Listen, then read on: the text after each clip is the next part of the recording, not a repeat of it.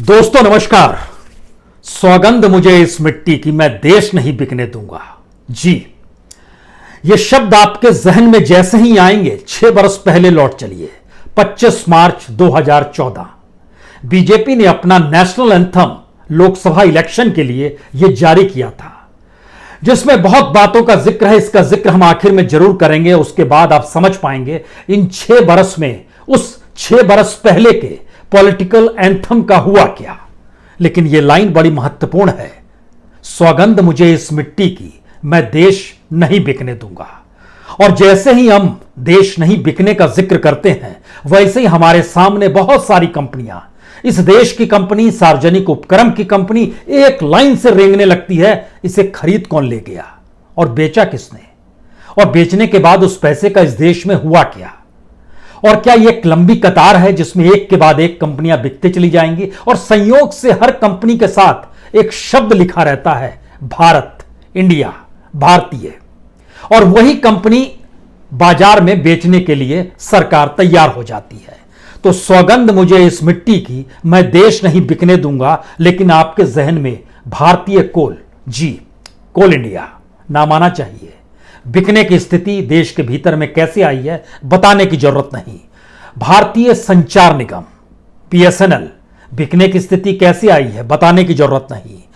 भारतीय petroleum BPCL, बिकने की स्थिति कैसे आई है बताने की जरूरत नहीं है। एयर इंडिया, जितने भी इंडिया शब्द के नाम हैं और सार्वजनिक कंपनियां हैं जिसको इस देश की मेहनत के साथ, उसके पसीने की कमाई के साथ, और लोगों ने जिस रूप में खून पसीना बहाया है और एक लंबे दौर में उसे इस देश में खड़ा ही नहीं किया गया, उससे करोड़ों का मुनाफा इस देश के खजाने में पहुंचा है। हर कोई कतार में है, बिकने के लिए तैयार खड़ा है। और इस कतार में नया नाम है भारतीय रेल। 151 रेलगाड़ी, 109 रूट, यहां पर गाड़ियों का प्राइवेटाइजेशन होगा। आप कहेंगे प्राइवेटाइजेशन का मतलब बेचना तो नहीं होता है। आप यह भी कहेंगे कि प्राइवेटाइजेशन जो है दरअसल यह तो प्रतिस्पर्धा पैदा करता है, और जब कोई चीज कमजोर हो रही हो तो उसको तो बेच देना ही उचित है, जिसके जरिए उसके जरिए मुनाफा भी आए, जनता को सुविधा भी मिले, और फिर देश का इंफ्रास्ट्रक्चर मजबूत होते चला। इसमें गड़बड़ी क्या है। लेकिन भारत के एक सच को आप शुरू में ही समझ लीजिए, भारत में कोई भी चीज प्रतिस्पर्धा के आधार पर विकसित नहीं होती है। राजनीति से आपके संबंध हैं, और राजनीति अपने तौर पर अपने प्यादों को प्राइवेट सेक्टर में भी खड़ा करती है, उन्हें मुनाफा देती है, क्योंकि उस मुनाफे की हिस्सेदारी पॉलिटिकल फंडिंग से लेकर सरकार के भीतर बैठे हुए तमाम जो मुख्य लोग होते हैं उनको गाहे बगाहे मिलती रहती है। और उसमें कोई सीएजी जांच नहीं करती है, उसमें कोई पीएससी यानी पार्लियामेंट्री अकाउंट कमेटी भी नहीं बैठती है, क्योंकि जैसे ही आप सार्वजनिक उपक्रम में गड़बड़ी करते हैं तो उसकी जांच होती है, सीएजी एक एनालिसिस करती है, पीएससी उस पर रिपोर्ट तैयार करती है, मामला पार्लियामेंट तक पहुंच जाता है। लेकिन प्राइवेट सेक्टर में तो आप कुछ भी कर सकते हैं। फिर भी आप कहेंगे नहीं नहीं ऐसा नहीं है, प्राइवेट सेक्टर के खिलाफ क्यों हैं आप। मौजूदा वक्त में जब आप अस्पतालों के लिए भाग रहे थे तो आपके जहन में एक बार भी यह सवाल आया कि दरअसल सरकारी अस्पतालों को आप क्यों खोज रहे हैं? क्योंकि वहां पीपीई का पैसा नहीं लिया जाता है, वहां आईसीयू में भर्ती करने का पैसा नहीं लिया जाता है, वेंटिलेटर का पैसा बड़ा चंद लिया जाता है। लेकिन आप किसी भी प्राइवेट हॉस्पिटल में, चाहे वो दिल्ली हो चाहे बॉम्बे हो, आपके हिस्से में जो बिल आएगा वो तकरीबन 15 लाख से कम का नहीं होगा अगर आप 14 दिन वहां पर भर्ती रहे, यानी एक दिन का 1 लाख रुपया। यह है प्राइवेट सेक्टर का मतलब, वह भी ऐसे क्राइसिस के दौर में, जिस क्राइसिस में समूचे देश को तो एक साथ खड़ा होना है, लेकिन प्राइवेट हॉस्पिटल्स मुनाफा खोज रहे हैं। इसी दौर में देखिए कि जो क्वारंटाइन सेंटर के लिए रेलगाड़ियों को खड़ा कर दिया गया और इतनी बड़ी तादाद में अलग अलग जगहों पर स्पेस क्रिएट किया गया, और रेलगाड़ी वहां पर क्वारंटाइन सेंटर में जब तब्दील कर दी गई, तो क्या ये प्राइवेट सेक्टर के हाथ की रेलगाड़ी होती तो सरकार खड़ा कर सकती थी, या उसको सरकार को उसकी एवज में पैसा देना पड़ता, या फिर वो अपने तौर पर कहते कि हम व्यवस्था करते हैं लेकिन इसकी एवज में हम पैसा लेंगे हर मरीजों से, ये होता। इसका एक मतलब यह है कि दरअसल प्राइवेट सेक्टर अपने तौर पर मुनाफे के आधार पर होता है, वो कोई सोशल सर्विस करने हुए नहीं निकला होता है।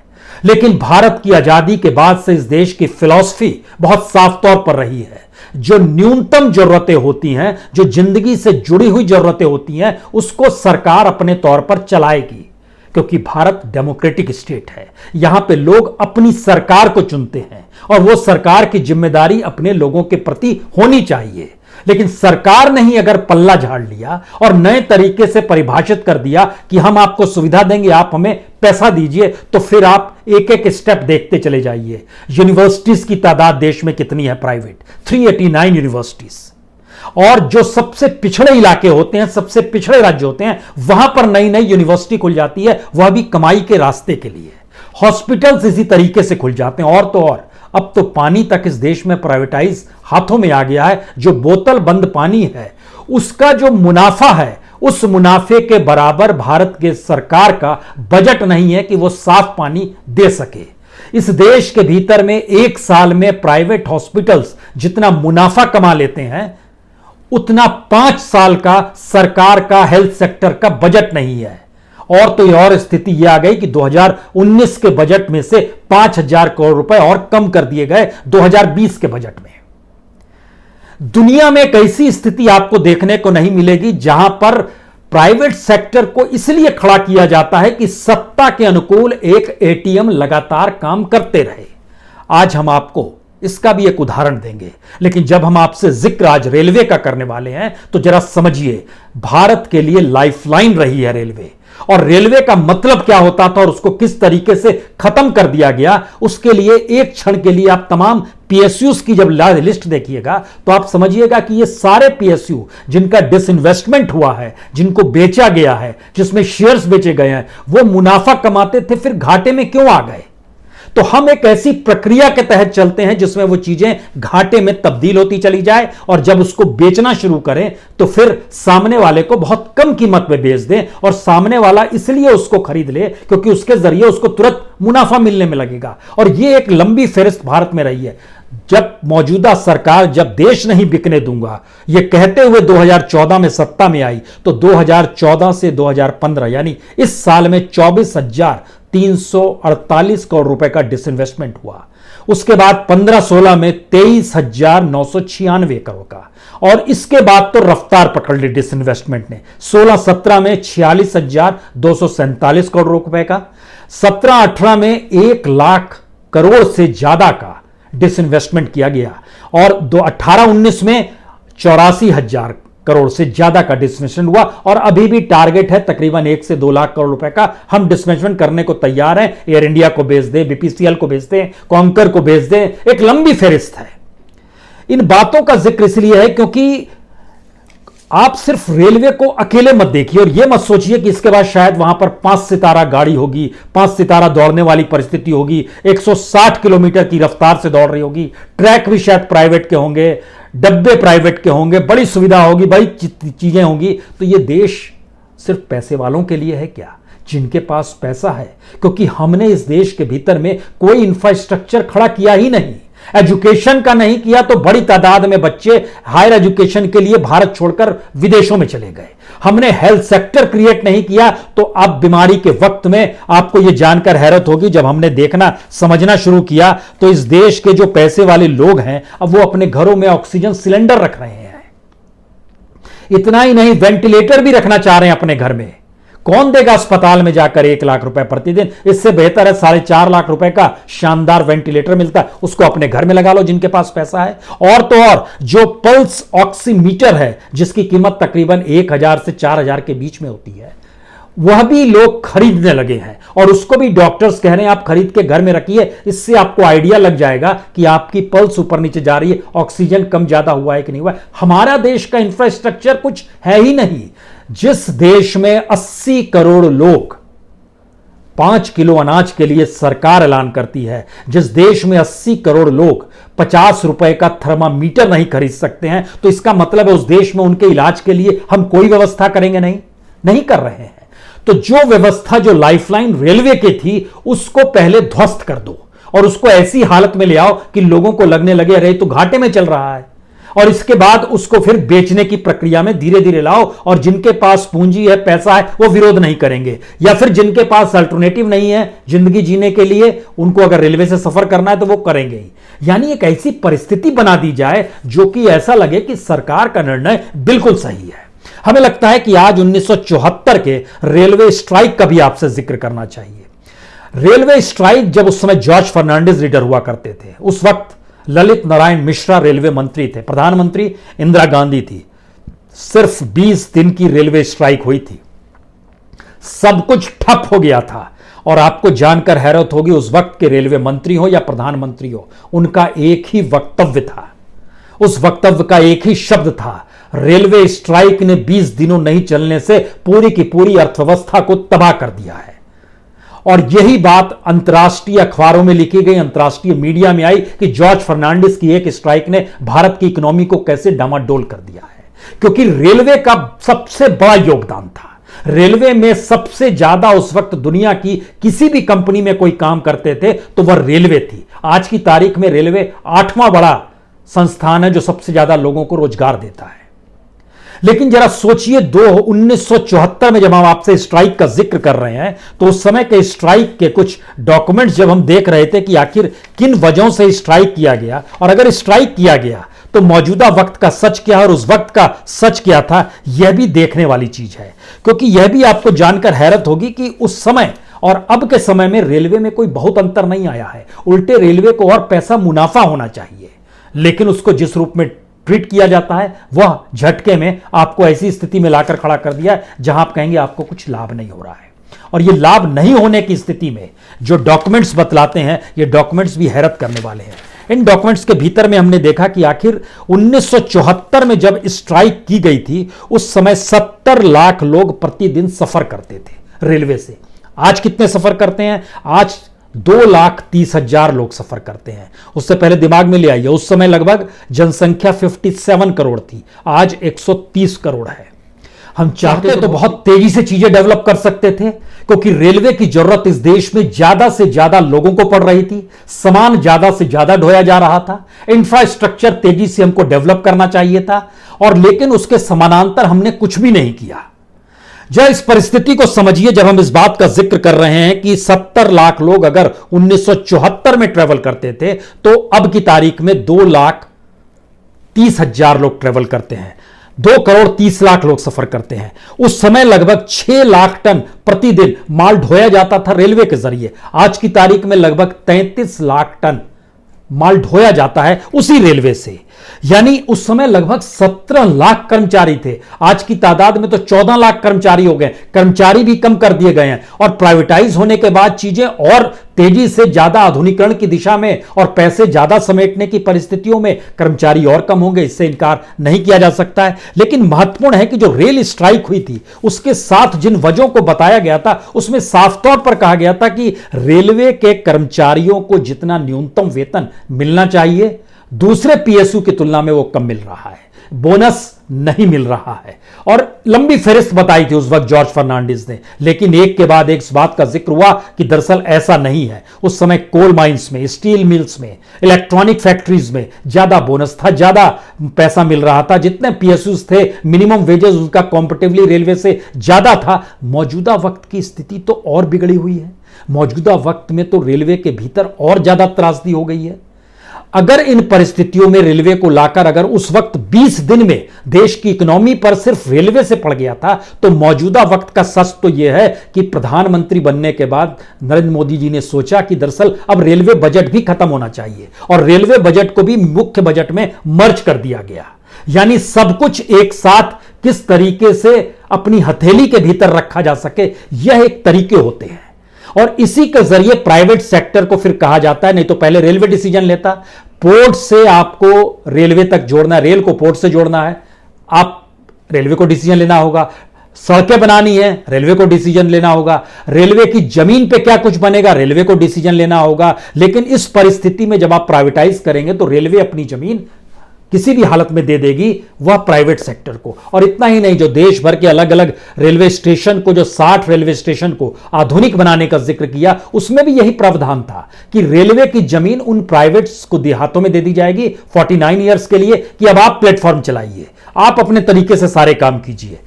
वह जिन चीजों को चाहेंगे, लेकिन इस देश का सोशल इंडेक्स, इस देश का सोशल स्ट्रक्चर क्या कहता है? 80 करोड़ लोग 5 किलोग्राम के अनाज पर टिके हुए हैं। यही सच है। अब आप देखिए कि जब आप प्राइवेटाइजेशन में प्रतिस्पर्धा का जिक्र करते हैं तो हमको लगता है कि ऐसे में आपको एक एग्जाम्पल सरकार के सबसे करीब के व्यक्ति का लेना चाहिए, उसके बाद स्थिति एक और आपकी साफ होगी। और इसमें हमको लगता है कि गौतम अडानी से बेहतर कुछ नहीं हो सकता है, क्योंकि उनके डाटा बड़े जबरदस्त है। वो डाटा क्या बतलाते हैं, इसको आप जरा समझने की कोशिश कीजिए। जब प्रधानमंत्री मोदी प्राइम मिनिस्टरशिप के लिए उम्मीदवार का ऐलान हुआ तो वह महीना सितंबर का महीना था, सितंबर 2013, और मई में चुनाव हो रहे थे। रिजल्ट मई का जैसे चुनाव खत्म हुआ तो ब्लूमबर्ग ने एक डाटा निकाला और डाटा के बारे में जानकारी दिया कि चूंकि हवाई जहाज जो इस्तेमाल किया जा रहा था वो अडानी एयरलाइंस का ही किया जा रहा था, उनका जो अपना जेट था जिससे उस वक्त प्रधानमंत्री मोदी प्रचार के लिए निकलते थे। महत्वपूर्ण ये नहीं है, निकल सकते हैं, उसमें क्या दिक्कत है? किसी भी प्राइवेट कंपनी का लेंगे, पेमेंट करें। हालांकि वो पेमेंट कितना किया गया वो कभी बाहर नहीं आ पाया। लेकिन सितंबर 2013 में अडानी का जो नेटवर्थ था वो 1.9 बिलियन डॉलर का था, 2013 सितंबर। और इसके बाद 8 महीने तक जो प्रचार हुआ और ये लगने लगा कि अब प्रधानमंत्री मोदी इस देश के प्रधानमंत्री बन जाएंगे, जो कि गुजरात के मुख्यमंत्री थे वहां से निकल कर आके प्रधानमंत्री बन जाएंगे, इनके संपत्ति में इजाफा 1.9 बिलियन डॉलर से बढ़कर 6 बिलियन डॉलर हो गया।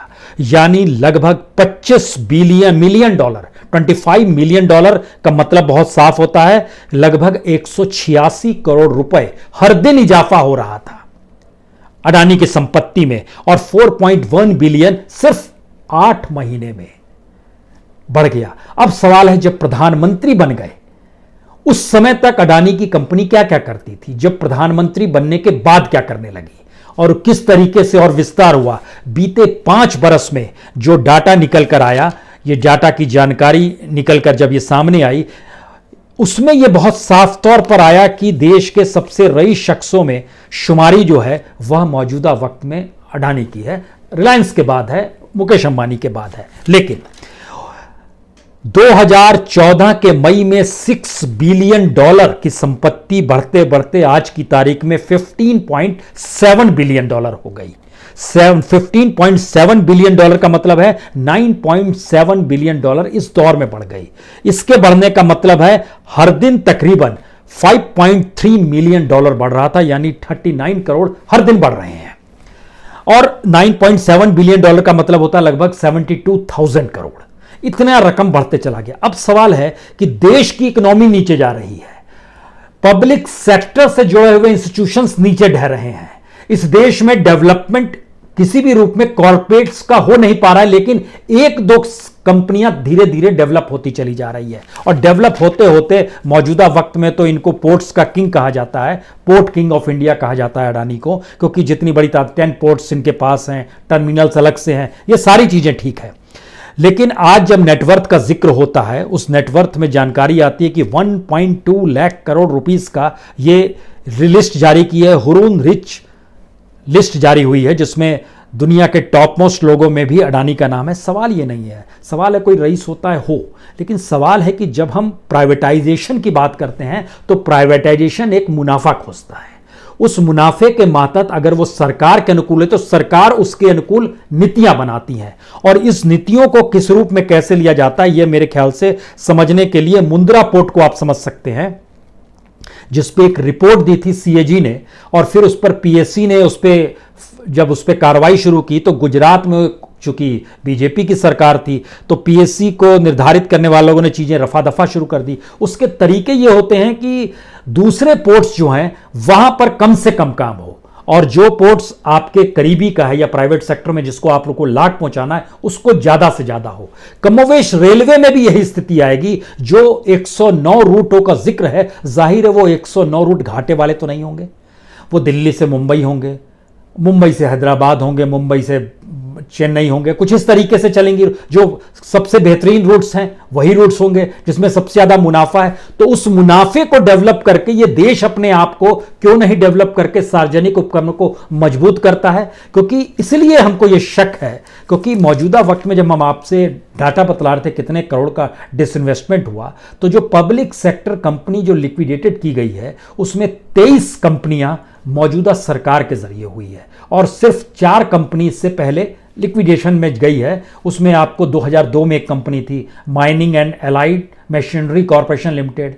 मनमोहन सिंह के दौर में जो इंडियन एयरलाइंस था, एयरपोर्ट सर्विस, उसको मर्ज किया जाता है इंडियन एयरलाइंस में, एयर इंडिया में मर्ज कर दिया जाता है, या एयर इंडिया कार्गो को उसमें शामिल कर दिया जाता है। लेकिन यहां जिन 23 कंपनियों का जिक्र है उसमें तो हिंदुस्तान ऑर्गेनिक केमिकल लिमिटेड भी है, हिंदुस्तान वेजिटेबल ऑयल कॉरपोरेशन भी है, एसटीसीएल भी है, ग्रेडा एचपीसीएल बायोफ्यूल भी है, Bharat wagon and engineering company भी है। अब आप ध्यान दीजिए कि हिंदुस्तान वेजिटेबल ऑयल का जब हम जिक्र कर रहे हैं तो फिर लौटिए जो प्राइवेट सेक्टर के लोग अपने तरीके से वेजिटेबल ऑयल के साथ आए, इसमें फिर अडानी का भी नाम आएगा, आपके जो करीबी हम लोग मानकर चल रहे हैं। झटके में रोड का सेक्टर हो, रेल का सेक्टर हो, मेट्रो का सेक्टर हो, सोलर का सेक्टर हो, डिफेंस का सेक्टर हो, माइन का सेक्टर हो, यहां तक कि वाटर कंजर्वेशन का भी सेक्टर हो, वह भी फिलहाल अडानी इंटरप्राइजेस से जुड़ चुका है।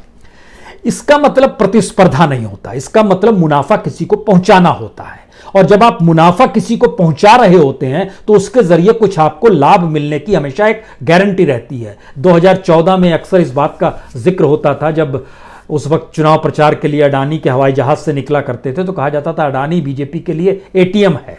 लेकिन मौजूदा वक्त में यह बात छोटी पड़ जाएगी, इसका कोई महत्व नहीं बचा, क्योंकि आप ध्यान दीजिए कि पोर्ट्स इस देश के भीतर में जितने बंदरगाह हैं उन बंदरगाहों की फहरिस्त जब आप देखना शुरू कीजिएगा, एयरपोर्ट्स, पावर प्लांट्स, ये सारा कैसे संभव है कि किसी एक कंपनी को लाभ हो रहा हो, कुछ को घाटा हो रहा हो, और जिसको लाभ हो रहा है उसने कर्ज लिया हुआ है बाजार से, बैंक से, तमाम जगहों से, कर्ज नहीं भी लौटाएगा तो भी चीजें उसकी चल रही है। ये कैसे संभव है? तो इसका मतलब है भारत में प्राइवेट सेक्टर प्रतिस्पर्धा के लिए नहीं होता है, इसका खेल कुछ बिल्कुल अलग और निराला है। क्योंकि जब इस बात का हम जिक्र कर रहे हैं, सोचिए पावर प्लांट मुंद्रा में, ट्रायड में जो महाराष्ट्र में है, कवई राजस्थान में है, ओडुपी कर्नाटक में है, बिट्या जो गुजरात में है, गोड्डा झारखंड में वहां पर क्रिएट किया जा रहा है, गुजरात के दहेज में है, मध्य प्रदेश के छिंदवाड़ा में है, यहां पर ये पावर प्रोजेक्ट इस रूप में क्रिएट किए जा रहे हैं। और जब हम पोर्ट्स की बात करते हैं, और इस बात का हम जिक्र आपसे कर रहे थे कि पोर्ट्स को इस रूप में क्रिएट किया जाता है कि उस राज्य के बाकी पोर्ट्स धीरे धीरे खत्म होने लगे, फिर उन पोर्ट्स पर भी आपका कब्जा हो जाए। और इसका बेहतरीन उदाहरण जो है, हमारे ख्याल से ये गोवा का पोर्ट है, सबसे बड़ा पोर्ट जो है गोवा का, जो सबसे पुराना पोर्ट है इस देश के भीतर में, उसको जिक्र जब आप करेंगे और उसके जरिए समझेंगे तो आप जान पाएंगे कि मोरमुगांव पोर्ट ट्रस्ट जो है वो आज का नहीं है, जब पुर्तगालीज आए थे उस समय से है, यानी 18वीं सदी का वो पोर्ट है, सबसे पुराना पोर्ट है। लेकिन मौजूदा वक्त में इस देश में सबसे बड़ा पोर्ट प्राइवेट सेक्टर का मुंद्रा पोर्ट है जो काम हो रहा है। लेकिन इस मोरमुगांव पोर्ट में भी काम अडानी की कंपनी ही करेगी। मुंद्रा, हजीरा, दहेज तीनों गुजरात का है। धामरा जो उड़ीसा का पोस्ट है, जो इससे पहले सरकार के नाम पर था, वो धीरे धीरे शिफ्ट होते चला गया, और अब जिस तरीके से वहां पर स्टेक्स लिए जाते हैं, काम दिया जाता है, और इस तरीके से धीरे धीरे वह कब्जे में चला जाता है। इसी तरीके से कुतपुतलू जो है तमिलनाडु का, या फिर टूना पोर्ट है गुजरात का, या विजाक का है आंध्र प्रदेश, ये टर्मिनल्स भी हैं कुछ इसमें। अब इन चीज़ों का जिक्र जब हम आपसे करते हैं कि जितने पावर सेक्टर हैं, जितने पोर्ट्स हैं, जितनी सड़कें बन रही हैं, जितनी रेल लाइनें बन रही हैं, तो इसका मतलब यह है कि दरअसल इस सेक्टर में कौन सी कंपनी आएगी? जाहिर है वही कंपनी आएगी जो सरकार के अनुकूल होगी, वही कंपनी आएगी जो सरकार को सबसे ज्यादा लाभ दे पाती हो। यहां पर जनता का जिक्र नहीं है। लेकिन फिर लौटिए, भारत की आजादी के साथ जो पीएसयूज बनाने का सपना था, उसके पीछे सिर्फ एक ही ख्वाब था, किसी भी तरीके से इस देश के भीतर में चूंकि बड़ी असमानता है, बहुत ज्यादा गरीबी है, बहुत ज्यादा विपन्नता है, तो हम इस स्ट्रक्चर में काम करें जिससे जिंदगी जीने की न्यूनतम जरूरतों को मुनाफे के साथ ना जोड़ सके, बल्कि जो खर्च हो रहा है और जो लिया जा रहा है वो कमोबेश घाटा ना हो, जीरो पर रहे। लेकिन इसके बावजूद भी जिन जिन कंपनियों को बेचा गया, जो पीएसयूज थे, और अब जब रेलवे में घुस रहे हैं हम लोग, तो उस जगह को सेल किया जाता है जहां पर लाभ है, और उसका जो कौड़ियों के मोल दे दिया जाता है। पहले शुरुआत में पीपीई मॉडल कहा जाता है और धीरे धीरे वो कैसे ट्रांसफॉर्मेशन होता है उसका किसी एक कॉर्पोरेट के साथ, ये कोई छुपा हुआ नहीं है, ये मेरे ख्याल से सारी चीजें खुली हुई है और इसमें कुछ। अब जब इन बातों का हम जिक्र आपसे करते हैं कि तो आपके दिमाग में बहुत सारे सवाल होंगे कि ये कैसे संभव है कि ये कोई देश को इतना भी बेच सकता है क्या, या देश इतना भी बेचा जा सकता है क्या। तो इसके लिए हमको लगता है कि हम जब आपसे जिक्र कर रहे थे यूनिवर्सिटीज़ का, 359 यूनिवर्सिटीज़ प्राइवेट है और सोचिए कि राजस्थान जैसी जगह में 52 यूनिवर्सिटी प्राइवेट है जहां पर एजुकेशन को लेकर बहुत सारे सवाल है। झारखंड में 15 यूनिवर्सिटी, मध्य प्रदेश में 35 यूनिवर्सिटी, उड़ीसा में 8 यूनिवर्सिटी, उत्तर प्रदेश में 29 यूनिवर्सिटीज, बिहार में 7 यूनिवर्सिटीज। और जब इन प्राइवेट यूनिवर्सिटीज को मिलने वाले धन का जिक्र हुआ तो यह भी आपको जानकर हैरत होगी कि जो गवर्नमेंट के यूनिवर्सिटीज है उन यूनिवर्सिटीज की तुलना में ये ज्यादा मुनाफा कमा लेते हैं। तो सरकार ये काम क्यों नहीं करती है? क्योंकि एजुकेशन की जरूरत है, लेकिन उसके पैरेलल में सरकार चाहे तो और बेहतर इंस्टीट्यूशन खड़ा कर सकती है, जैसे दिल्ली यूनिवर्सिटी है। अब तो धीरे धीरे उसकी भी फिलॉसफी बनाई जा रही है कि यह भी प्राइवेटाइज कैसे कर दिया जाए। ठीक इसी तरीके से जब हम इस बात का आपसे जिक्र कर रहे थे हॉस्पिटल्स का, उसका जब हमने डाटा देखा कि इस साल का बजट 67,484 करोड़ का सरकार का बजट है पूरा का पूरा, और पिछले साल 67,000 था, इस बार 63,000 हो गया, कम ही हो गया है। लेकिन दूसरी तरफ 6 लाख करोड़ से ज्यादा का मुनाफा जो प्राइवेट हॉस्पिटल्स है उनको एक साल में मिल जाता है। तो इसका मतलब क्या है? इसका मतलब है कि या तो सरकार चलाना नहीं जानती है या सरकार जानबूझ के नहीं चलाती है, क्योंकि गवर्नमेंट जब चला रही होती है तो वो जांच के दायरे में आएगा ही। दूसरी सरकार कागज पन्ने खोलेगी अगर सत्ता बदलती है तो क्यों नहीं सारी चीज ऐसे हाथों में देते चले जाओ जिसकी जांच तो आप करेंगे नहीं। पॉलिसीज की जांच करेंगे तो कुछ ब्यूरोक्रेट फंसेंगे, उनको जेल में कुछ दिन के लिए डाल दिया जाएगा, हालांकि वो अभी नहीं डाला जाता है। लेकिन मान लीजिए कैसी स्थिति आती चली जा रही है, तो क्या ये देश को ऐसी स्थिति में लाकर खड़ा नहीं कर रहे हैं जहां पर सरकार हर जिम्मेदारी से मुक्त हो जाए, और जो देश की लाइफलाइन है, चाहे वो एजुकेशन हो, चाहे वो हेल्थ हो, चाहे वो रोड हो, चाहे वो रेलवे हो, चाहे वो पानी हो, आपने सबको प्राइवेटाइज कर देंगे और इससे पहले जो इंस्टीट्यूशंस चले आ रहे थे उनको हम कौड़ियों के मोल बेच देंगे। अब हमको लगता है आखिर में उस पूरी लाइन पे आइए जिसका जिक्र हम कर रहे थे आपसे कि 2014 में 6 बरस पहले इसको अपनी एंथम बनाया गया था, और ये प्रसून जोशी ने ये पूरा का पूरा कविता लिखी थी जिसको बीजेपी ने एंथम बनाया था। सौगंध मुझे इस मिट्टी की, मैं देश नहीं मिटने दूंगा, मैं देश नहीं झुकने दूंगा। ये धरती मुझसे पूछ रही कब मेरा कर्ज चुकाओगे, मेरा अंबर मुझसे पूछ रहा कब अपना फर्ज निभाओगे। मेरा वचन है भारत मां को, तेरा शीश नहीं झुकने दूंगा। सौगंध मुझे इस मिट्टी की, मैं देश नहीं मिटने दूंगा। अब देखिए इसके आगे, वो लूट रहे सपनों को मैं चैन से कैसे सो जाऊं, वह बेच रहे अरमानों को खामोश मैं कैसे हो जाऊं। हां मैंने कसम उठाई है, मैं देश नहीं बिकने दूंगा, मैं देश नहीं झुकने दूंगा। क्या कमाल है। इस गीत को 2014 में सुने और इस गीत को 2020 में सुने, क्या राय बनेगी आपकी? सोचिए। बहुत बहुत शुक्रिया, बहुत बहुत शुक्रिया।